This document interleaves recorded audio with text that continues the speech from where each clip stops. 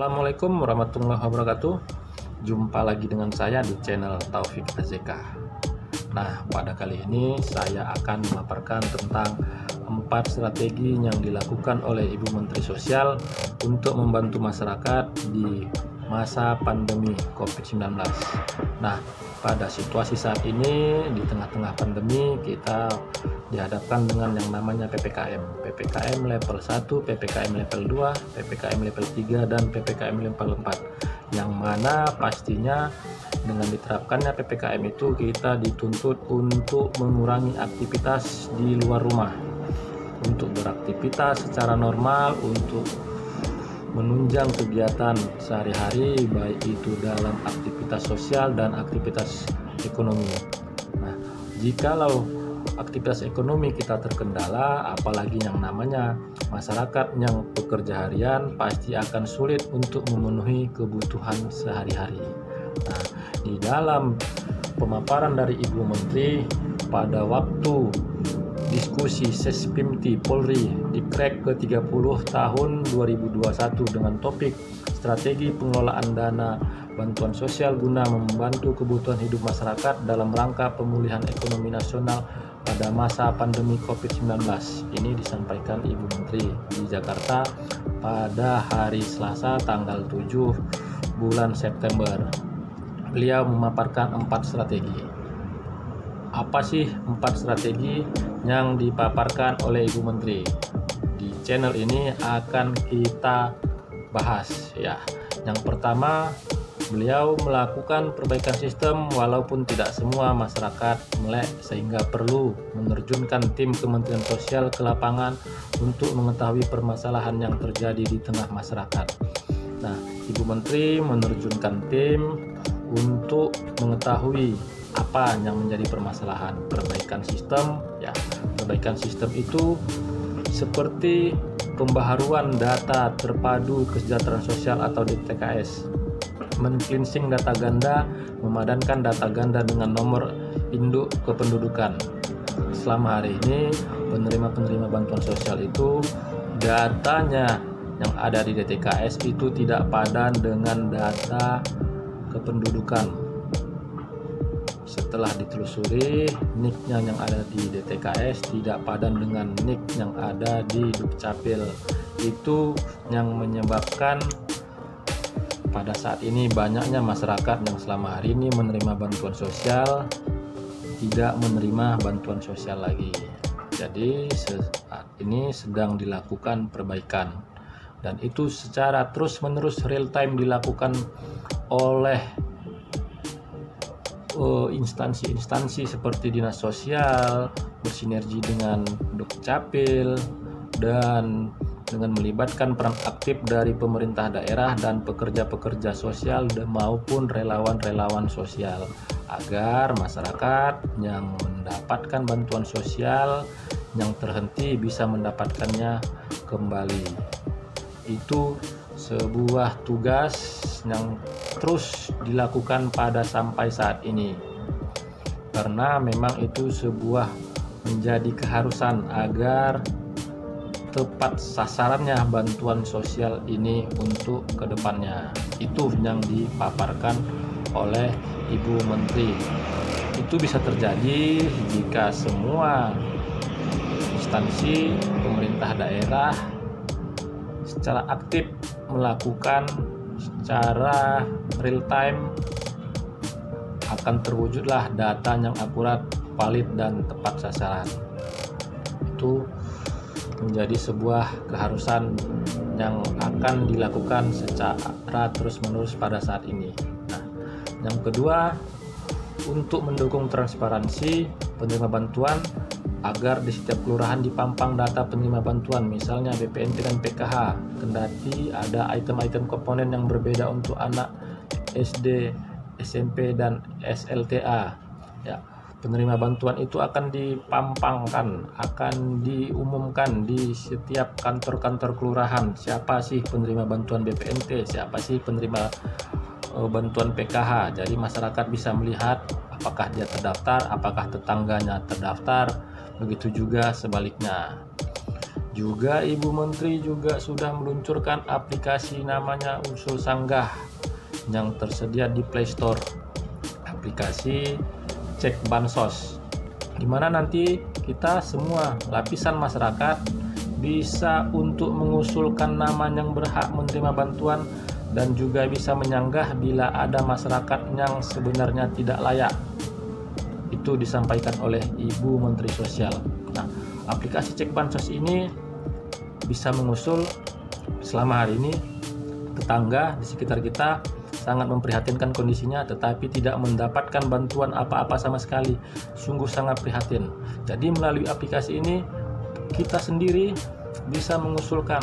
Jadi tidak hanya berharap dengan petugas-petugas yang ada di dinas sosial ataupun dari desa.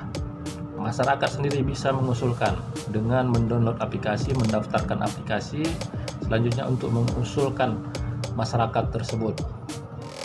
Begitu juga sebaliknya, dilihat masyarakat penerima bansos tetapi secara kasat mata tidak layak lagi menerima bantuan sosial, tapi masih menerima.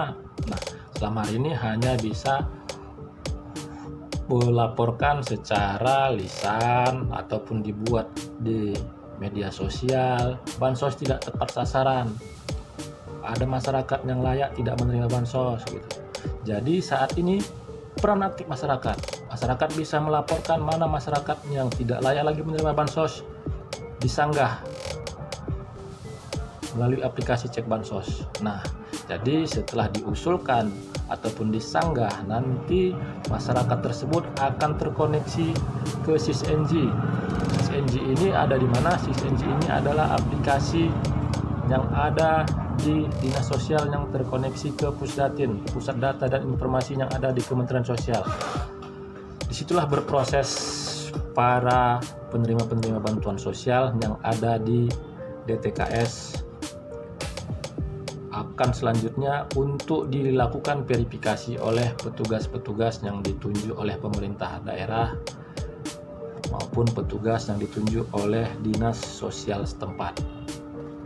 Jadi semua lapisan masyarakat sangat diharapkan untuk membantu penyaluran maupun melakukan pengawasan para penerima bantuan-bantuan sosial. Itu yang kedua. Yang ketiga, strategi Ibu Menteri menghidupkan peran pilar-pilar sosial untuk mendukung kemandirian seperti Karang Taruna agar bergerak dan ambil bagian dalam kegiatan sosial sebagai wujud kebersamaan dalam kebinekaan Indonesia. Nah, ini sebuah harapan dan permintaan Ibu Menteri ataupun arahan, sebuah kehormatan juga bagi Karang Taruna yang ada di seluruh Indonesia. Ibu Menteri menyampaikan Karang Taruna adalah salah satu unsur untuk membantu masyarakat dalam masa pandemi. Sebuah kehormatan juga bagi kawan-kawan yang berkecimpung di Karang Taruna. Mari kita bersama-sama bergandengan tangan untuk melaksanakan membantu masyarakat di masa pandemi COVID-19. Yang keempat, pemberdayaan sosial terus dilakukan terhadap KPM guna mendukung kemandirian ekonomi agar lebih produktif dan sejahtera, termasuk di dalamnya bagi para penyandang disabilitas. Selama hari ini para penyandang disabilitas pastinya memiliki keterbatasan untuk beraktivitas. Nah, dimasukkan oleh Ibu Menteri sebagai salah satu strategi dari 4 strategi yang dia sampaikan. Jadi para penyandang disabilitas diberdayakan untuk dilatih, dibina agar bisa mandiri secara ekonomi untuk meningkatkan taraf hidupnya menjadi lebih sejahtera. Jadi para penyandang disabilitas bisa beraktivitas, bisa menghasilkan sebuah karya setelah dilakukan pemberdayaan, bisa menghasilkan penghasilan sendiri dan tidak mengharapkan bantuan orang lain, tetapi juga bisa bekerja secara mandiri. Bagi para penyandang disabilitas, tetap agar bisa belajar terus dengan dimasukkannya oleh Ibu Menteri sebagai salah satu strategi dalam membantu masyarakat di masa pandemi COVID-19. Nah, itulah 4 strategi yang dipaparkan oleh Ibu Menteri Sosial. Mudah-mudahan apa yang dia harapkan, apa yang diterapkan,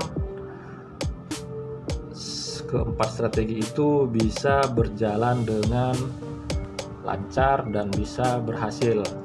Itu bisa terwujud jikalau kita semua selaku unsur masyarakat turut membantu, karena peran aktif masyarakat termasuk dari salah satu strategi yang disampaikan oleh Ibu Menteri melalui sarana aplikasi Cek Bansos.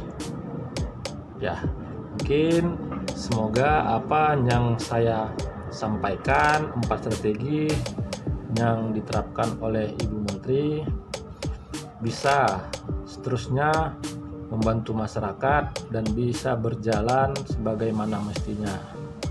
Ya, itu yang bisa saya sampaikan. Sebelum saya akhiri, mari dukung channel ini dengan cara like, subscribe, dan hidupin loncengnya agar tidak ketinggalan informasi. Ya, terima kasih. Sampai jumpa di channel saya berikutnya. Assalamualaikum warahmatullahi wabarakatuh.